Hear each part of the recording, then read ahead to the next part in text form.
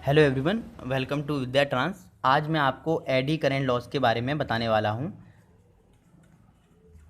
तो थोड़ा जल्दी जल्दी बताऊंगा इसके बारे में, क्योंकि इसमें कई सारी चीज़ें कवर होनी हैं। तो एडी करेंट लॉस जो होता है वो मैथमेटिकली मैं आपको बताऊं तो मैथमेटिकली जो एडी करेंट लॉस होता है वो आपका IE² कोर के बराबर होता है। यानी कि IE यानी कि एडी करेंट का स्क्वायर और रेजिस्टेंस ऑफ द कोर, ठीक है। और ये हो गया मैथमेटिकली। और मैं आपको फिजिकल इसका सिग्निफिकेंस बताऊंगा, जिसके लिए थोड़ा हम फैराडे लॉ को जानेंगे। फैराडे लॉ, ठीक है। तो फिजिकल सिग्निफिकेंस आपका समझना हर चीज़ का बहुत ज़रूरी है, क्योंकि जब तक आप वो नहीं समझेंगे तब तक फील नहीं आएगा सब्जेक्ट का। तो फिजिकल सिग्निफिकेंस समझते हैं थोड़ा, मतलब कैसे डेवलप होता है, और कोई मतलब नहीं है, ठीक है। तो फैराडे लॉ जो होता है उसका कहना क्या है कि जब भी आपका कंडक्टर और मैग्नेटिक फील्ड के बीच में क्या होगा, रिलेटिव मोशन होगा, तो एक ईएमएफ इंड्यूस होगा। थोड़ा मैं ईएमएफ इंड्यूस के बारे में थोड़ा आपको बता रहा हूँ। तो रिलेटिव मोशन होगा तो ईएमएफ इंड्यूस होगा। अब रिलेटिव मोशन से उनका मतलब ये है, या तो आपका कंडक्टर जो है वो मैग्नेटिक फील्ड को कट करे, कंडक्टर मूव करे और मैग्नेटिक फील्ड स्थिर हो। मान लीजिए मैग्नेटिक फील्ड ऐसे है, ठीक है, और कंडक्टर मूव करके इस मैग्नेटिक फील्ड को कट कर रहा है।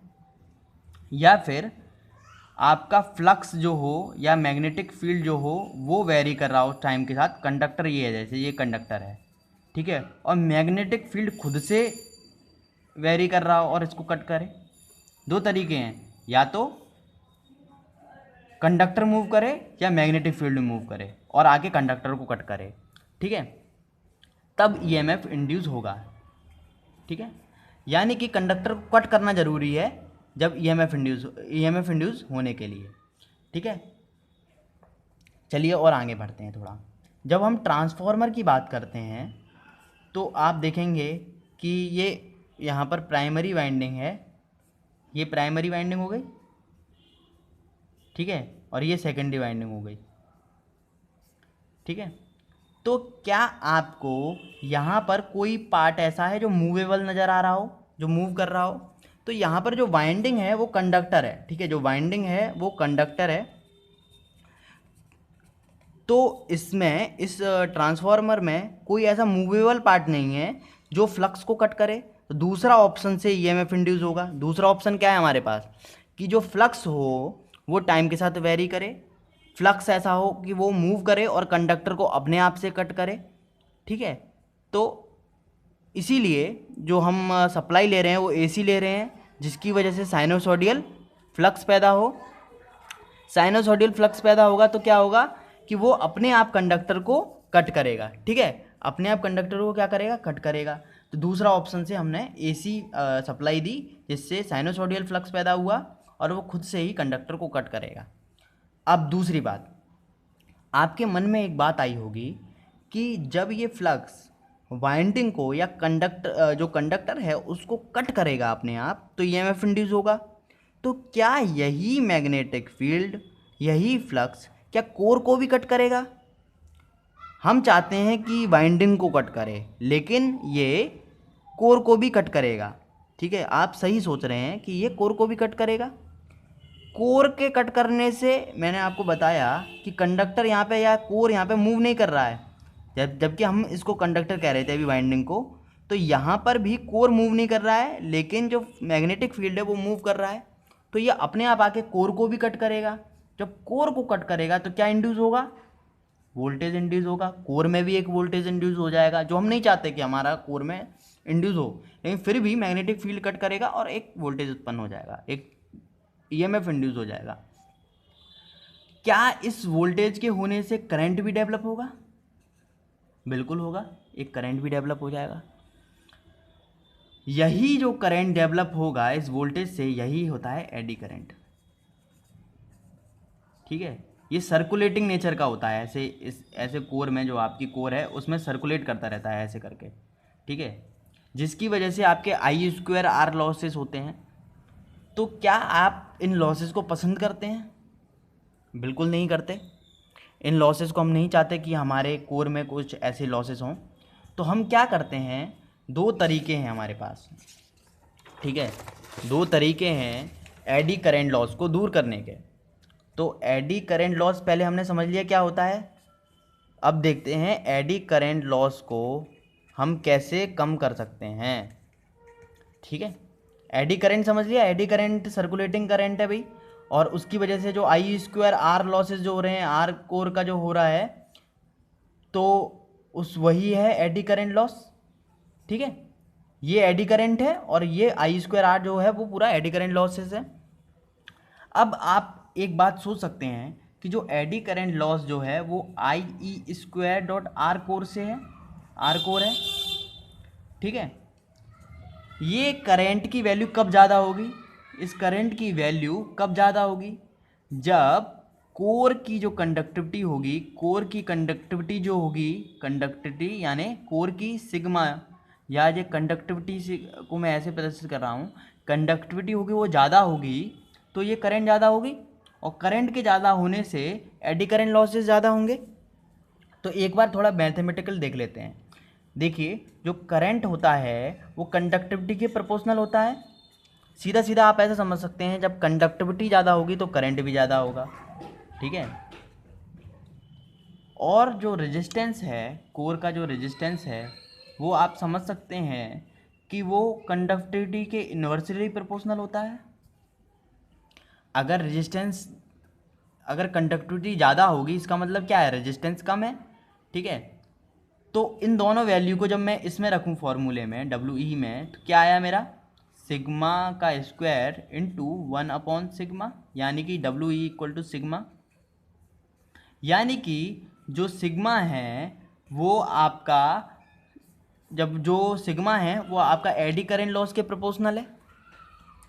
तो जब एडी करंट लॉस के प्रोपोर्शनल है तो इससे एक ऑब्जर्वेशन हमारे दिमाग में आई, ऑब्जर्वेशन एक आती है कि जब सिग्मा ज़्यादा होगा तो एडी करंट लॉस भी ज़्यादा होगा, और जब सिग्मा कम होगा तो एडी करंट लॉस भी कम होगा। अब सिग्मा के कम होने का क्या मतलब है, सिग्मा के कम होने का मतलब है कि जो कोर की कंडक्टिविटी हो वो कम हो। तो कोर की कंडक्टिविटी अगर कम होगी तो एडी करंट लॉस कम होगा। इनका कहने का मतलब केवल इतना सा है। अब हमारा पूरा पॉइंट उठ के आ गया कि अब कोर की कंडक्टिविटी कैसे कम की जाए। कोर कंडक्टिविटी,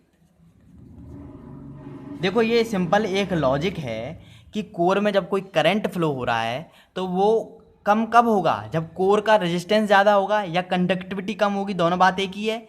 तो सिंपल सा लॉजिक है, कोर में एक करंट है जो हम नहीं चाह रहे घूमे, उसमें सर्कुलेटिंग करंट नहीं चाह रहे जो फ्लो हो कोर में, तो इसके लिए हमें क्या करना पड़ेगा, कोर का रेजिस्टेंस बढ़ाना पड़ेगा, या हम दूसरी लैंग्वेज में कह सकते हैं, इसी पॉइंट को कह सकते हैं, या कोर की कंडक्टिविटी कम करनी पड़ेगी। तो इस तभी करंट जो होगा वो कम होगा। ठीक है, तो कोर की कंडक्टिविटी को कम कैसे करें, तो कोर की कंडक्टिविटी को कम करने के लिए एक तरीका है हमारे पास कि कोर के मटेरियल में सिलिकॉन ऐड कर दें। अब देखो सिलिकॉन क्या करेगी, सिलिकॉन क्या करती है, कंडक्टिविटी को कम कर देती है, कंडक्टिविटी को डिक्रीज कर देती है। दूसरी तरफ हम केवल 3 से 5% ही 3 से 5% ही हम सिलिकॉन को मिला सकते हैं। ठीक है, क्योंकि सिलिकॉन दूसरी तरफ क्या करती है, ये मैकेनिकल स्ट्रेंथ को भी कम कर देती है। ठीक है, सेकंड पॉइंट जो है दूसरा, जिस हिसाब से हम कंडक्टिविटी को कम कर सकते हैं वो है लेमिनेशन। लेमिनेशन से क्या होगा, आपका एरिया जो है आर इक्वल टू क्या होता है, रो एल अपॉन ए, एरिया जो है आपका वो कम हो जाएगा, जिसकी वजह से आपका रेजिस्टेंस बढ़ जाएगा, और रेजिस्टेंस के बढ़ने से, रेजिस्टेंस बढ़ना माने कि क्या, कंडक्टिविटी कम होना, रेजिस्टेंस बढ़ना यानी कि कंडक्टिविटी कम होना। तो वही चीज़ हमारी लेमिनेशन से भी हो जाएगी, सिलिकॉन से भी हो जाएगी। ठीक है, तो हमारे दो तरीके हैं जिससे हमारी एडी करंट लॉस जो होता है वो कम हो सकता है। एडी करंट लॉस कम हो सकता है सिलिकॉन से और लेमिनेशन से। ठीक है, तो 2 पॉइंट आप इसको लिख लीजिएगा। ठीक है, सिलिकॉन से और लेमिनेशन से, और याद रखना सिलिकॉन लेमिनेशन से क्या होता है, कंडक्टिविटी कम होगी, कंडक्टिविटी के कम होने से क्या होगा, एडी करंट लॉस कम होगा। तो इसको आप ऐसे एक एल्गोरिथम सा बना लीजिए, तभी आपको याद रहेगा। दूसरा पॉइंट, ये वीडियो से अब रिलेटेड नहीं है, यहाँ तक आपको पूरा कॉन्सेप्ट क्लियर हो गया होगा। अगर नहीं समझ में आ रहा है कुछ तो दोबारा आप मुझसे पूछ सकते हैं। तो मैं आपको एक छोटी सी इन्फॉर्मेशन देना चाहता हूँ। अगर आप इलेक्ट्रिकल के स्टूडेंट हैं तो सबसे जो इम्पोर्टेंट सब्जेक्ट है वो आपके लिए है नेटवर्क थ्योरी, ठीक है। इम्पोर्टेंट का मतलब ये नहीं कह रहा हूँ मैं, यही सबसे इम्पोर्टेंट है। बाकी ये जो सब्जेक्ट है, अगर ये नहीं समझ में आएगा तो बाकी कोई सब्जेक्ट समझ में नहीं आएगा। इम्पोर्टेंट तो मशीन है, पावर सिस्टम बहुत है, लेकिन उसको समझने के लिए पहले आपको नेटवर्क थ्योरी को पढ़ना पड़ेगा। तो नेटवर्क थ्योरी को समझने के लिए आप मेरी वीडियोस भी देख सकते हैं, या एक बुक है एलेक्जेंडर की जो कि ऑनलाइन अवेलेबल है, Alexander fundamental of electrical circuit, Alexander और सीडीक्यू के नाम से आती है। उसको आप ऑनलाइन डाउनलोड कर सकते हैं। तो उससे आप न्यूमेरिकल कीजिएगा, क्योंकि बिना नेटवर्क थ्योरी के आप इलेक्ट्रिकल इंजीनियर में कोई भी सब्जेक्ट समझ नहीं सकते। तो यही गलती मत करिएगा। सबसे पहले अपना सबसे अच्छा सब्जेक्ट जो है वो नेटवर्क थ्योरी को बनाइए, वो बहुत इंपॉर्टेंट सब्जेक्ट है। दूसरा चीज़, मैथमेटिक्स अपना अच्छा रखिए, वो भी बहुत इंपॉर्टेंट सब्जेक्ट है। दोनों मिलके ही, जब आप इन दोनों सब्जेक्ट को अच्छा करेंगे तब ही आपको इलेक्ट्रिकल इंजीनियरिंग जो है वो समझ में आएगी। Thank you.